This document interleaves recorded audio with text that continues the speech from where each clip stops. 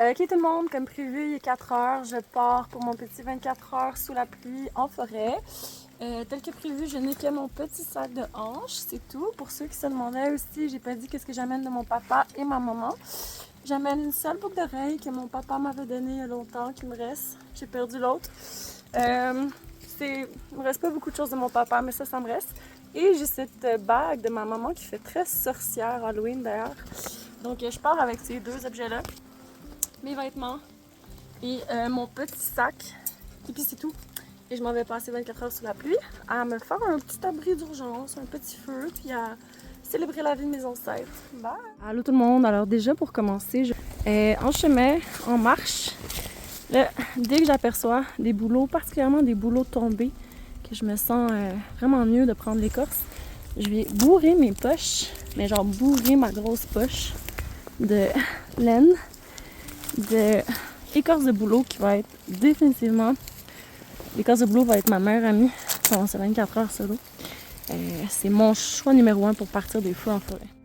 Alors là tout le monde, Laurence d'un goût de forêt. Je suis en marche. Pour ceux qui se demandent, je suis d'ailleurs sur un terrain privé que je connais un peu, mais j'ai vraiment pas tout exploré. Puis je recherche certaines choses en particulier que j'ai pas encore, que j'ai pas trouvé encore sur le terrain. Et c'est ça, j'ai une source d'eau qui est à peu près à 15 minutes de marche. Et là, je vais peut-être aller voir plus proche. Je veux pas être trop proche non plus de la source d'eau. Pas directement collée. Les sources d'eau, ça attire beaucoup les animaux sauvages. Bien que j'ai pas nécessairement peur en tant que tel sur le terrain, je vais faire beaucoup de bruit. Mais quand même. Puis là, j'ai trouvé un endroit, je vais juste vous montrer. J'ai trouvé un endroit, des gros arbres qui sont tombés. Il y a énormément de débris. Surtout, il y a l'air d'avoir une genre de grosse roche. Moi, j'aime beaucoup les roches pour me faire un mur réflecteur de chaleur. Moi, quand je fais ce genre d'exercice, je suis vraiment en mode de sauver le plus d'énergie possible. Donc, je choisis un endroit là, qui a beaucoup de débris. Faut pas que ce soit dans un creux d'eau non plus. Fait que je vais vraiment aller observer le sol, m'assurer que c'est quand même assez en hauteur le terrain par rapport au reste. Faut pas que je vois que c'est plus humide. Là. Certaines plantes vont m'indiquer d'ailleurs que c'est très humide là, quand il y a beaucoup de mousse, beaucoup de fougères. Fait que je vais m'assurer que c'est pas un terrain hyper humide qui accumule l'eau. Puis qu'il y a énormément de débris, que j'ai une source d'eau qui est pas trop loin et une grosse roche. En tout cas là, c'est ce que je recherche pour l'instant. Ok, je vais juste vous montrer un spot que j'aimais avec deux arbres pour faire mon abri, une roche. Mais regardez en haut, il y a un gros bouleau mort. Ça, on appelle ça des faiseurs de veuf. S'il y a un petit éclair, quelque chose cette nuit, ça va dessus. Boum, ça me tombe dessus. Je suis pas bien loin, on sait pas dans quel sens ça va tomber. Quand on choisit nos endroits pour les abris, ça se trouve qu'il n'y a pas des gros arbres qui vont nous tomber dessus. Et que je pense que je vais retourner à mon autre spot. Il est rendu 5 heures. Erreur à ne pas faire, que c'est mon genre, je fais ça souvent. Pas prendre trop de temps à choisir le spot parfait. Mais en même temps, j'avais envie de peut-être me construire quelque chose qui va durer.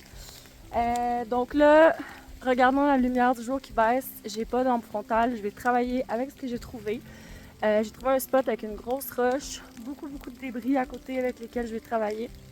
Je vais voir la solidité, même si c'est très solide, que je suis capable de marcher dessus, très fort en marchant. Je vais peut-être même l'utiliser comme base d'abri, on va voir. Et excusez, je t'ai soufflé, j'ai pas de cardio dans la vie. Énormément de débris aussi autour. On voit pas là, mais tout éclairé aussi en haut au niveau du ciel. Presque pas d'arbres au-dessus de moi, dangereux quoi, qu'avec cette eau-là. Puis je rappelle, je suis sur un terrain privé, donc j'ai la permission de faire ça ici. Donc on va travailler avec ça, on va se mettre à faire l'abri avant qu'il fasse noir. Ok, je vous montre aussi autour de mon campement, pour pas avoir sang dans l'œil cette nuit, je vais venir enlever toutes les branches mortes dans le bas des conifères. Puis d'ailleurs avec ce petit branchage-là super fin, c'est avec ça que je vais partir mon feu et je dégage mon campement des branches mortes pour pas que ça me rentre dans les yeux. Ok, alors j'ai définitivement pas le meilleur matériel pour filmer, mais j'ai pas de scie, j'ai pas de hache, je vous rappelle, fait que j'ai trouvé une très longue pôle solide, je me suis assurée. C'est comme un arbre qui était tombé, mais on pouvait comme le casser un peu dans le bas pour qu'il tombe. Pôle de sapin, je crois, pas pourri. J'ai comme installé des genres d'autres pôles, là, juste le temps de me soutenir un peu, mais ces pôles-là, je vais les enlever après, c'est juste pour m'aider. Tout ce que j'ai, c'est de la paracorde. Fait que là, je vais faire venir comme un genre de brêlage pour venir attacher cette pôle-là. Je vais vous montrer après ça, elle s'appuie sur d'autres gros troncs tombés hyper lourds que j'ai testés qui cassent pas, même si je marche dessus. Fait qu'on on se rappelle, c'est un abri de fortune juste pour passer une nuit, ce sera pas un truc solide qui va passer l'hiver. Fait que je vais juste attacher ma pôle, puis je vous montre plus après. Ok, petit test de solidité. Là, vous voyez, j'ai attaché ma pôle avec du brêlage que j'ai trouvé. J'ai ma roche qui est là. Là, j'ai des grosses pôles tombées. Puis là, je vais juste comme, en faisant attention de pas tomber, mais c'est pas bien haut, inquiétez-vous pas. Je vais juste comme venir donner des coups dessus. Je vais le faire sans mon téléphone, ok? Parce que c'est sûr, je me casse la gueule. Fait que c'est juste pour vous montrer ce que je vais faire. Je vais donner des petits coups dessus, là. Je vais me mettre en petit bonhomme, là. M'assurer que j'ai bien du poids puis que ça tombe pas. Et pour sécuriser, je pense que ma pôle est assez longue. Je vais aller aussi de l'autre bord, là, attacher ça ici. Comme ça, je vais avoir double sécurité. Je fais ça, puis après ça, je vais comme un peu créer mon appentis. Puis vraiment m'assurer de dormir élevé du sol. Fait que mettre plein de débris. Fait qu'on continue. Ok, je l'ai toujours dit, si je vais dans des shows de survie de genre Alone, une des choses qui va me faire peut-être pas réussir, c'est que je perds toujours mes affaires. Et comme de fait, là, j'étais sûre que j'avais perdu ma paracorde. Trouver, genre là, perdez pas vos affaires. Paracorde camo ou orange, parce que j'étais comme camo, ça va être plus subtil, puis tout ça. Peut-être que j'aurais dû prendre l'orange parce qu'en fait, me connaissant en TDAH, je devrais peut-être amener des affaires flash orange. Je sais que Jean-Simon, mon ami chez Godbois, a eu la même expérience récemment. Fait que peut-être des affaires orange la prochaine fois. Ok, regardez avant qu'il fasse noir. C'est la bague de ma maman qui est décédée en juillet. Alors, maman, je sais pas si t'es avec moi en ce moment dans cette expérience que je suis en train de faire. Je pense qu'elle, elle aurait pas tant trippé, là, tu sais. Je sais qu'elle avait peur des fois des mouches là, qui rentraient dans les voitures. Mon papa, par contre, c'est vraiment son genre de trip. Mais bon, je suis sûre qu'elle a quand même, parce qu'elle me surveille, parce qu'elle prend soin de moi. Ma petite maman! Je vous montre où je suis rendue. Donc, j'ai installé une première pôle bien solide avec de la paracorde, un genre de brêlage. On verra pas d'ici, mais à l'autre bout, j'ai attaché aussi avec de la corde à un autre arbre solide. Si jamais ça tombe, cette affaire-là, anyway, ça tombe sur un gros tronc, ici, bien solide que j'ai testé. Là, je commence à mettre des pôles, des pôles pour faire la structure, venir mettre tous mes débris. Si j'avais une hache, là, je pourrais faire ça tout bien cute, bushcraft, enlever tous les petits débris, petites branches, mais j'ai choisi pas de hache, juste un couteau. Puis honnêtement, j'ai pas besoin de ça pour passer la nuit, que ce soit cute. Faut que ce soit efficace. Pour une seule nuit, hein, on s'entend, je fais pas un truc qui va durer pour toujours. J'ai trouvé aussi un beau Y, bien solide. Fait que là, je suis juste venue comme... C'est déjà attaché, mais je suis venue quand même en plus le mettre ici. Puis comme ça, mettons que ça aurait envie de tomber, bien en plus, là, ça viendrait comme... Pouf! Mais ça tombera pas parce que je l'ai fait aussi à mettre plein de débris sur mon appentis. Débris, le plus de débris que je trouve. Et en même temps, je ramasse un peu de bois. Puis mon lit, c'est aussi des gros débris que je vais quand même marcher dessus un peu. Prendre ça plus qu'on faut. Tout est mouillé, honnêtement, on s'en sort pas.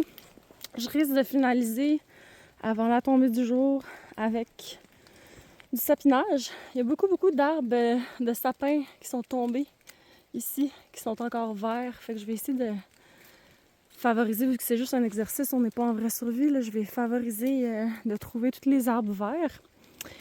Puis peut-être quelques branches des sapins autour de moi pour rendre ça un petit peu plus cosy. Bien que le sapin vert contient beaucoup d'humidité, mais en ce moment, tout contient de l'humidité. Donc, je vais peaufiner ça avant qu'il n'y ait plus de lumière. Il est juste 6h30, puis regardez, il fait déjà noir. Je suis partie de chez moi à 4h, 4h05, 4h10. On voit même plus mon abri. Moi, je vois encore un peu dans le noir. Heureusement, j'ai choisi un endroit où il y avait beaucoup de débris juste autour de mon campement. Donc, je vais avoir quand même assez de débris pour la nuit. Je continue parce que moi, ça paraît pas, mais je vois encore un peu. Fait que je continue à essayer de imperméabiliser le plus que je peux mon abri. On s'entend que j'ai pas beaucoup de temps, pas eu beaucoup de temps pour le faire, fait que c'est vraiment un abri de fortune. Mais je voulais vous montrer comment c'est noir, alors je continue. Ok, on voit même pas. Mais ça c'est mon visage. Table d'essayer d'allumer mon feu par allume-feu Fire Steel. On voit vraiment rien. Je fais ça dans le noir. C'est tout un défi que je me lance. Je fais exprès. Fait que j'ai de la misère à filmer. J'ai pas là ce qu'il faut pour le tenir puis vous montrer. Mais je suis rendue à l'étape du Fire Steel dans le noir.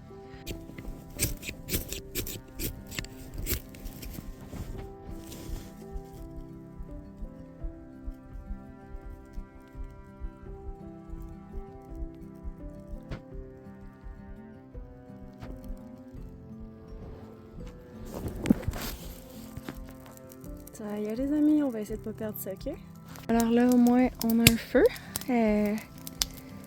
Tout est trempé, ça n'a pas été le plus évident, mais on a un feu.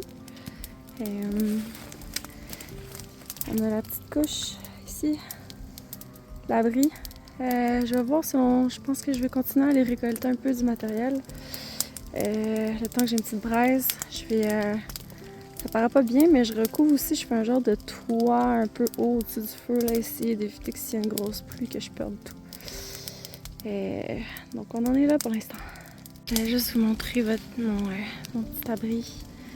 Il y a beaucoup de branches au-dessus, mais c'est trempe, fait que je suis en train de faire sécher ces branches-là au-dessus du feu. Je vais les mettre dans le feu ou pour faire un petit toit. Ça les assèche en fait, puis je peux les utiliser après. Mais j'ai mon petit feu. Là, il est 8h15. Je vais prendre une petite pause pour relaxer puis manger un petit quelque chose. Il pleut, mais c'est très doux comme pluie. Puis je suis quand même pas pire à l'abri. Je vais manger un petit quelque chose. Puis après ça, avec l'énergie, je pense que je vais améliorer encore plus mon abri. Mais c'est ça. Je suis bien. Ben, je suis bien. Ouais, c'est parce que là, je suis en action. Puis il est encore tôt dans la soirée. Mais je vous tiens au courant. Ok, j'ai mon feu. Mais là, je voulais vous partager un petit truc que je viens de découvrir. Il y a beaucoup de façons que je peux trouver du bois plus sec quand il pleut. Mais une chose que c'est la première fois que j'expérimente, c'est que j'ai réalisé que les troncs qui sont en dessous de gros troncs tombés, mettons qu'il y a eu plein de troncs tombés dans une forêt, mais là, ceux qui sont comme en dessous, dans le fond, ils ont été bien plus préservés de la pluie. Puis je viens de réaliser là, qu'ils sont comme vraiment plus secs. C'est du gros bon sens, mais c'est quand même la première fois que je pense à aller chercher des troncs cachés en dessous de gros troncs pour trouver du bois plus sec. Fait que je suis bien contente. Je suis dans mon petit abri avec mon feu devant ma roche. Je prends une petite pause, je pense qu'il doit être comme 8h15, ouais, à peu près 8h30, je viens de faire une vidéo. Je vais prendre un peu d'eau, j'ai pas bu d'eau encore. Je vais mettre un peu de sucre d'érable et de sel dans mon eau. On perd beaucoup de sodium en suant en forêt. Fait que c'est dans les minérales qu'on a besoin le plus rapidement. Je traîne toujours du sel. Je peux traîner des électrolytes. Aussi le sel, c'est un peu plus compliqué d'aller chercher ça dans les plantes. Il y en a un peu, mais pas beaucoup. J'ai mis un peu j'ai ma petite bouteille. J'ai mis un peu de sapin là-dedans. Ça donne de la vitamine C. Puis, faut pas boire trop d'eau de sapin en forêt parce que ça devient laxatif ou émétique, ça peut vous faire vomir. Puis c'est vraiment pas ça que vous voulez en forêt. Dans ma situation, vous voulez rien de laxatif ni qui fait vomir. Moi, mon corps connaît très bien le sapin vomi et combien je peux en prendre. Je sais que ça va me donner juste un peu de vitamines. Avec du sucre d'érable et avec du sel, ça va faire du bien. Je vais manger un petit peu. J'ai amené des petits lambeaux puis du jerky de chevreuil. Donc, petite pause, puis selon mon énergie, je vais continuer à rendre un peu plus étanche mon abri, puis à faire un petit toit là, avec du bois extrêmement humide. Un petit toit par-dessus mon feu. Au cas où que ça se met à pleuvoir très intense, il est déjà couvert un peu. Puis ce bois-là, en même temps, ben, je l'assèche. Puis au besoin, je le mettrai dans le feu. Il prend vraiment pas en feu. C'est trempé, vous avez pas idée comment tout est humide. Et là, ça fait vraiment du bien là, d'assécher un peu mes vêtements devant le feu. Là. Il y a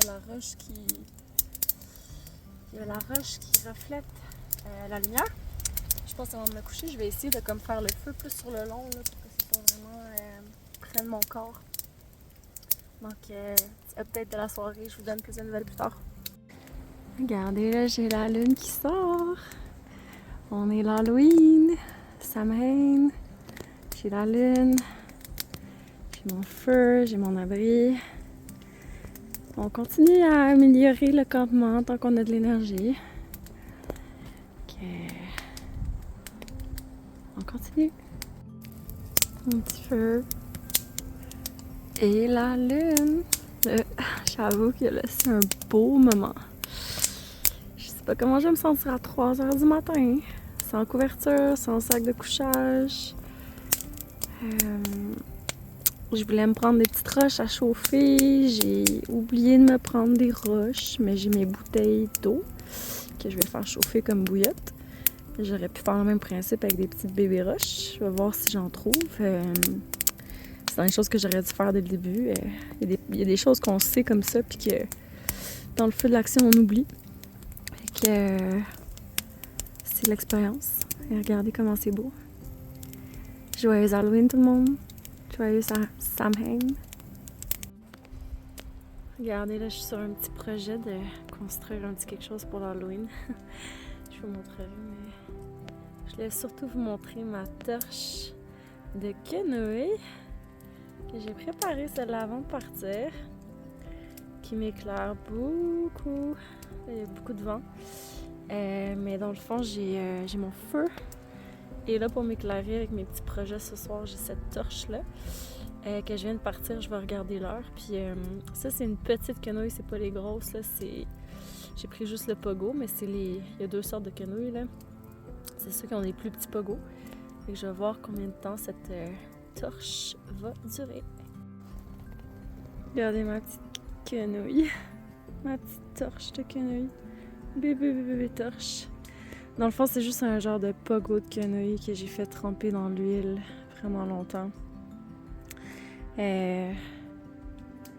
En fait, ces pogos-là, je les avais fait avec mon ami Jean-Simon de Chaga-des-Bois. Puis ça avait été comme oublié même toute la nuit dans de l'huile végétale. D'habitude, moi, je les laissais tremper comme 15 minutes, puis on l'a comme oublié toute la nuit.